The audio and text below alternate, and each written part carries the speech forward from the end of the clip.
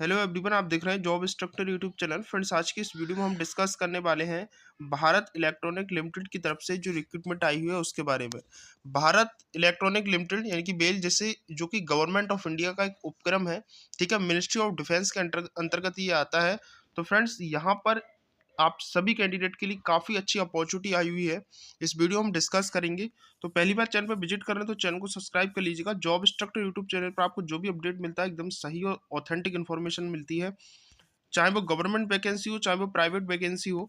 तो इस वीडियो में हम बताने वाले हैं कि जो वैकेंसी आई हुई है उसमें आप लोग फॉर्म कैसे फिल कर सकते हो, कौन कौन कैंडिडेट फॉर्म फिल कर सकता है, और फॉर्म फिल करके भी मैं आपको वीडियो में बताने वाला हूं। तो चलिएगा स्टार्ट करते हैं। मैंने इसका ऑफिशियल नोटिफिकेशन जो है वो ओपन कर लिया। Official notification Bharat electronics limited की तरफ से ये ऑफिशियल नोटिफिकेशन आया हुआ है।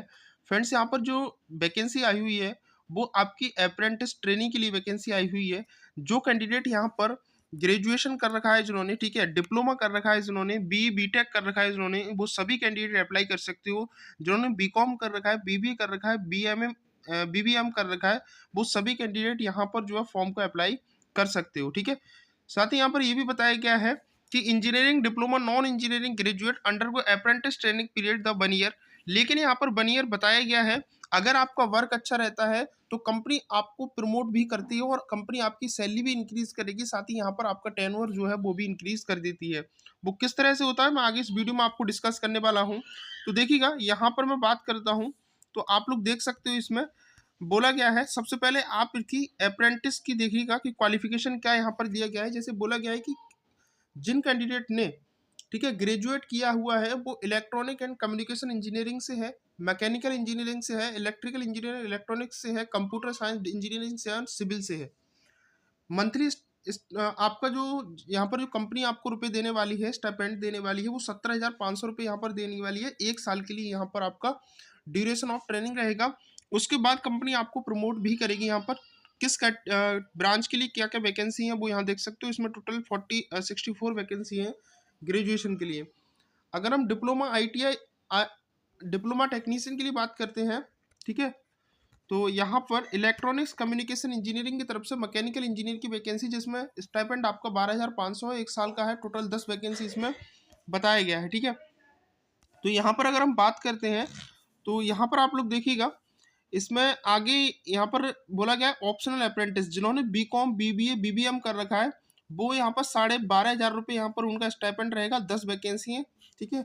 एलिजिबिलिटी क्राइटेरिया यहाँ पर एक बार आप लोग चेक कर सकते हो। एलिजिबिलिटी क्राइटेरिया में क्या बोला गया है वो यहाँ पर आप लोग देख सकते हो। जिनकी एज, जैसे यहाँ पर बोला गया है कि अपर एज लिमिट 25 ईयर, ठीक है, 1/1/2026 से काउंट की जाएगी। Relaxation of 5 year SC ST candidate के लिए और 3 साल का OBC कैंडिडेट के लिए और 10 साल का जो कैंडिडेट बेंचमार्क डिसेबिलिटी कैंडिडेट है उनके लिए मिलने वाला है।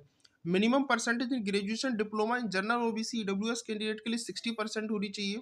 ST ST कैंडिडेट के लिए यहाँ पर 50% ग्रेजुएशन डिप्लोमा में होनी चाहिए, ठीक है, जो कि यहाँ पर बताया गया है।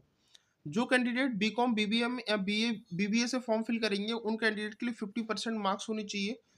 Candidate who have the undergoing the apprenticeship training NATS and NAPS in any other stabilize organization are not eligible, ठीक है।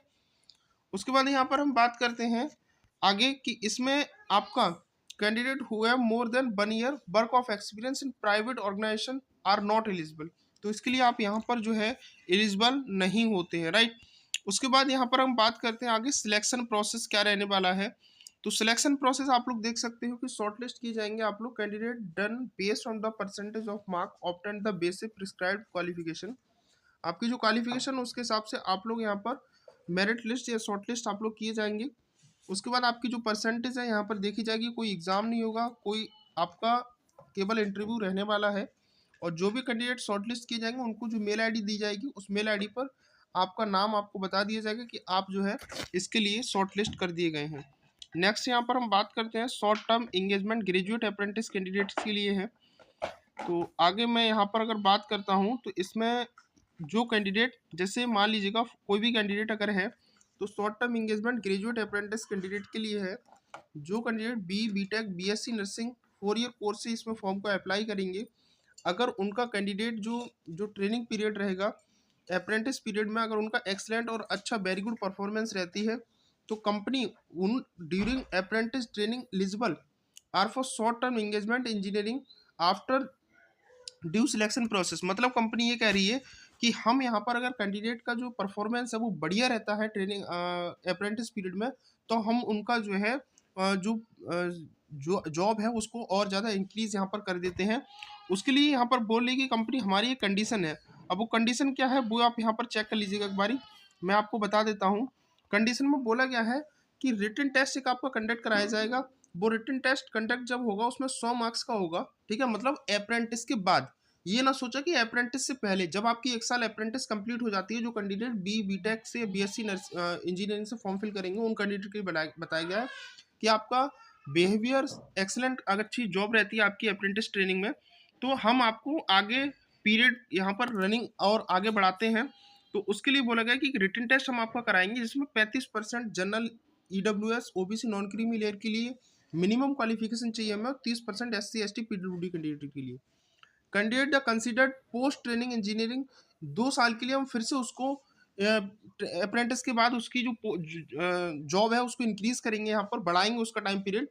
और उनकी जब वो उनका मान लो कि आप कोई कैंडिडेट एक्स है, ठीक है, उसका यहाँ पर सिलेक्शन हो जाता है अप्रेंटिस के लिए, 1 साल उसने अच्छे से अप्रेंटिस की, बिहेवियर अच्छा रहा, कंपनी उसको एक टेस्ट का मौका देगी कि 100 नंबर का टेस्ट है, आप लोग इसको क्वालिफाई करें।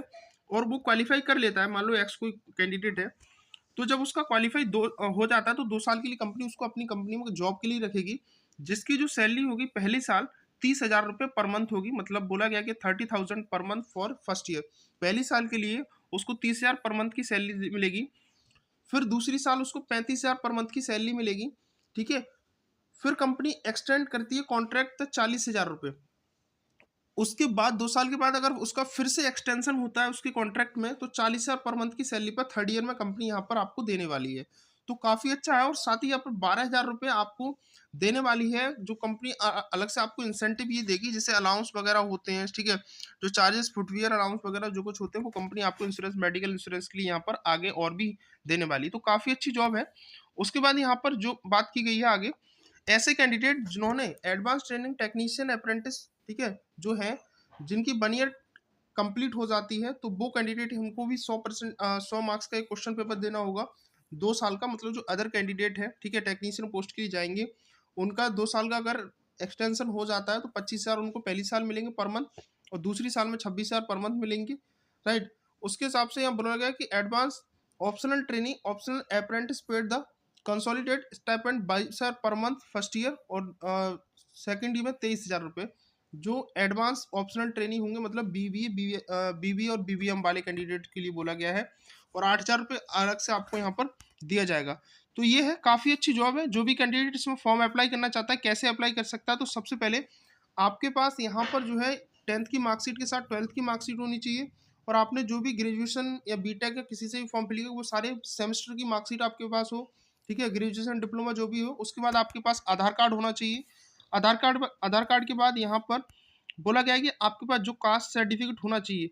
तो कास्ट सर्टिफिकेट बोला गया है कि caste certificate SC ST OBC EWS candidate के लिए है, latest OBC non creamy layer issue the 1 अप्रैल 2025 के बाद का आपके पास बना हुआ होना चाहिए, ठीक है। Certificate issue for by the 2025-26 to be submitted. CGPA conversion certificate आपके पास है तो वो भी होना चाहिए। उसके बाद फ्रेंड्स यहाँ पर आपको इंटरव्यू के लिए जाना है। एग्जाम नहीं होगा, केवल इंटरव्यू होगा। और इंटरव्यू कहाँ पर होगा? भारत इलेक्ट्रॉनिक्स लिमिटेड, ठीक है, जो चेन्नई में इसका हेडक्वार्टर ऑफिस है, वहाँ पर इसका होने वाला है इंटरव्यू आपका। जो कैंडिडेट डिप्लोमा से फॉर्म फिल करेंगे, इलेक्ट्रिकल से, मैकेनिकल से, बीकॉम बीबीए और बीबीएम वाले कैंडिडेट भी, वो 5 फरवरी 2026 को सुबह 9:30 बजे इंटरव्यू के लिए जाएंगे। जो candidate BE BTech mechanical, BE BTech civil से फॉर्म को अप्लाई करेंगे, वो कैंडिडेट यहाँ पर जो है 6 फरवरी 2026 को यहाँ पर सुबह 9:30 बजे इंटरव्यू के लिए जाएंगे। जो कैंडिडेट बी बीटेक, ठीक है, सिविल से, सीएससी से, इलेक्ट्रॉनिक्स से फॉर्म को फिल करते हैं, उनको 7 फरवरी 2026 सुबह 9:30 बजे इंटरव्यू के लिए जाना है। तो ध्यान रखना, ये आपको इंटरव्यू के लिए जाना रहेगा। अब इसमें कहाँ का कौन कौन से स्टेट के कैंडिडेट जा सकते हैं, सबसे पहले आप यहाँ पर ये चेक करें इसके फॉर्म के बारे में। तो फॉर्म फिल करने के लिए मैंने इसको टेलीग्राम पर इसका फॉर्म दे दिया है।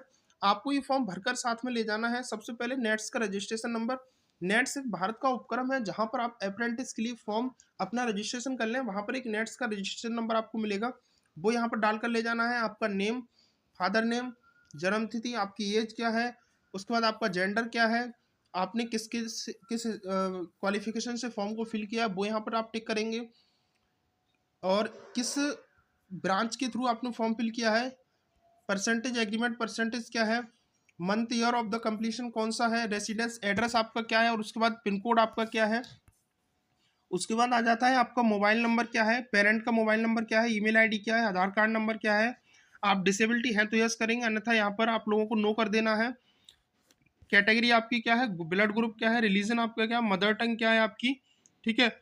एडिशनल कोई क्वालिफिकेशन परस्यूइंग या कंप्लीट कर चुके हैं वो आपको यहाँ पर डालने हैं, और इमरजेंसी कॉन्टैक्ट नंबर आपको यहाँ पर लिखना है, ठीक है। उसके बाद यहाँ पर आपको अपने सिग्नेचर कर लेने हैं। तो ये फॉर्म है, ये फॉर्म भर के आपको ले जाना है जब आप इंटरव्यू के लिए जाएंगी। जो भी आप कैंडिडेट हैं वो अपनी डेट के हिसाब से, अपनी ब्रांच के कोर्सेज के हिसाब से ये डेट को देख लें आराम से। उसके बाद यहाँ पर आपको जाना है। अब कौन कौन कैंडिडेट जाएंगे वो मैं आपको बता देता हूँ, किस किस स्टेट कैंडिडेट कौन कौन एलिजिबल है इसमें।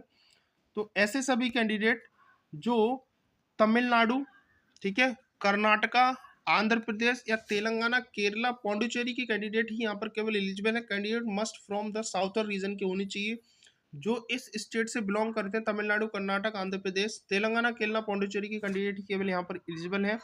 बाकी कोई अदर स्टेट का कैंडिडेट यहाँ पर एलिजिबल नहीं है, ठीक है।